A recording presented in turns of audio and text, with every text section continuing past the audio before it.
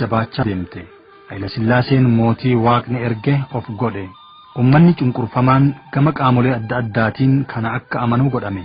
Akka Waaqaatti salaatameef sagadameef. Qonnaan bulaan ciisanyaa ta'e nafxanyoota humna waraanaatiin itti duulaniif qotuu gabbaruu dhadhaadayim itti fe'uun qooda qonnaan bulaa taate. Nafxanyaan ifaajee malee callaa saffarate. Qonnaan bulaan hiyyeessi waan qotee galchu keessaa harka 75 warra dachii isaa fudhateef gabbara ture.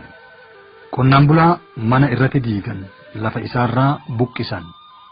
Aadaan ummata Oromoo afaan Oromoo akka hin mul'anne akka hin guddanne godhe. Akka irraanfatamu akka jibbamu irratti duulan. Bara mootummaa Haayila Sillaasee lafa Oromoo maqaa jijjiiranii maqaa biroo itti moggaasan. Fakkeenyaaf magaalaan Adaamaa Naazireet, Bishooftuun Dabrazayit kan jedhamanii fi lafti birootis maqaan Oromootiin akka hin waamamne bara san jijjiiraman.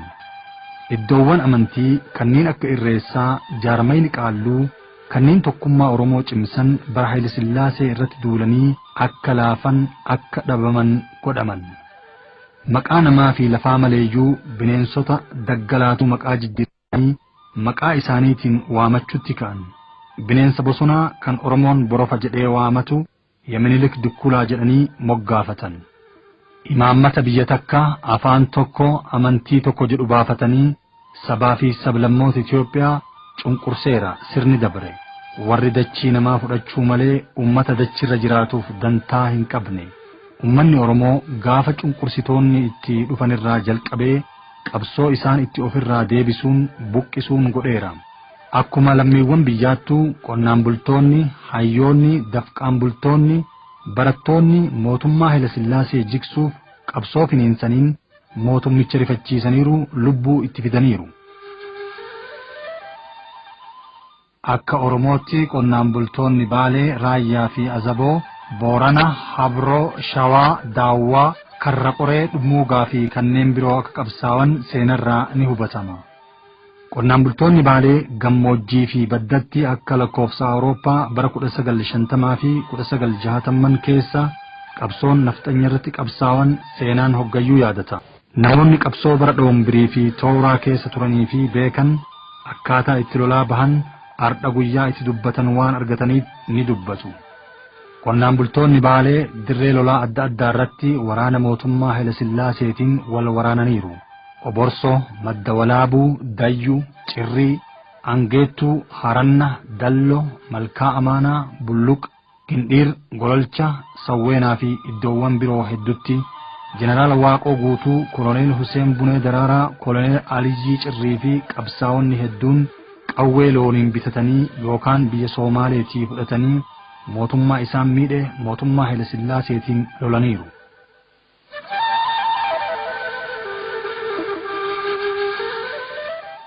Lagni Weelmal kaleessas in yaa'a ardhas itti jira. Aanaalee Harannaa Bulluq, Madda Walaabuu, Dalloo Bunaa keessa. Loon hardha bishaan kana dhugan ilmaan hardha Weelmal daakan kaleessa dhorgamaniiru. Maqaa shiftaa miinee of jalatti deebifna jedhuun. Laga Weelmal gamaan ateeraa qabataniiru loltoonni Oromoo nafxanyaaf bitamuu didan. Gamana humnoonni mootummaa Haayila Sillaasee dhufaniiru. Lolli gamaa fi gamanatti gaafa lola Dhoombir. Bara 1950 keessa lolli guyyoota 3 itti oole akka kanneen abbootiin isaanii lola san keessa jiran himanii fi booda ammoo gaafa Tooraa ofiifuu lolan himanitti namni hedduun dhume kuunnen rasaasni harkaa dhumeera.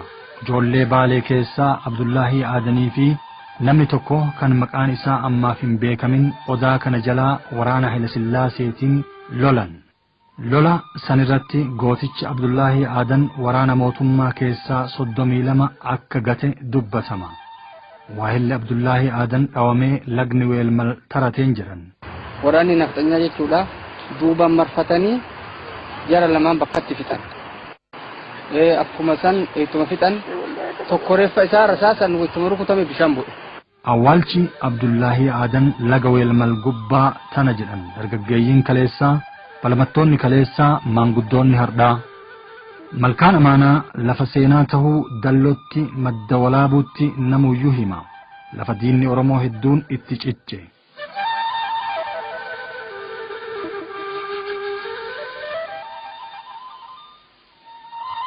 obbo Ibrahim Ahmad miidhaa lolli sun gama lamaan irraan geesse waan beekanirraa waa himan. Manni Oromoo lola doombiriin duraayyuu illolee doombirii irra dhufee illole akka gaarii lole walaabuu madda walaabuu keessatti wala abaadii lolee Rooppilaan biyyatteen Haile Sillaasee Rooppilaa 12 itti ajajee ummata keenya agartee sa'aaf nama Rooppilaan kaan dura deemu kaduu kaan duubadhoo kaan dura marsu hakuun fixu matariyasa Rooppilaan ji'a sadi mulu harka kenna jirbee doombiri waggaa 7 lole doombiri waggaa 7 ka lole san kasilaa in kaane ka am gidee san toohatee agarteeti doombiri ummata keenya ummata nafxanyaa balleessee aynata waraana xoorii itti fidet miilan dadhabnaan Roopilaa itti fide. Tooree boruu bara dhoombir lolaniiru. Ilmi isaanii Aliyyii Tooreetis bara Tooraa yookiin Janaddee jedhamee beekamu lolaniiru. Waraana mootummaa cunqursaatiin. Asuma aanaa dalloo mannaa kana keessa okkotiin bakkee jedhamtutti lola gaafasi naftanyaa miidhaa uummata Oromoo irraan ga'e osoo hin tahin akkuma warra kiyyattu yoo fudhadhe. Akkuma warra kiyyattu yoo fudhadhe nama 38 akkuma warra kiyyattu asoo akka saba Oromootti hin tahin lafeen isaanii hagammaan kana eela okkotiin gubbaa jirti. Booda tokkotti raree bakka inni itti dhaamse haadha tiyya guddoo niitii abbaa kiyyaa intala dubaraa obboleettii tiyyaa tana ta'antee dhalatte isii ganna 8 soddaa kiyyaa abbaa gurbaa kanaati Abdullahi Aagaa jedhama boruu Baggajjoo jedhama Maammoo Gadaa boruu jedhama Huseen Walaabuu jedhama Hasan Walaabuu jedhama nama sammaraayyuu lafeen isaa haga guyyaa irratti eela okkotiin gubbaa teetti asoo akka warra kiyyattuu akkas dalagee akka saba Oromootti ammoo gochaan inni dalagee gochaa kana jennee lafa kaa'uu danda'u jedhaan akka nama tokkotti. Obbo Aliyyii Bonayyaa Sulee re'ee gurgurachuuf magaalaa Dalloo Bunaa bahe guyyaa adiin qabanii saaman morma isaallee muran.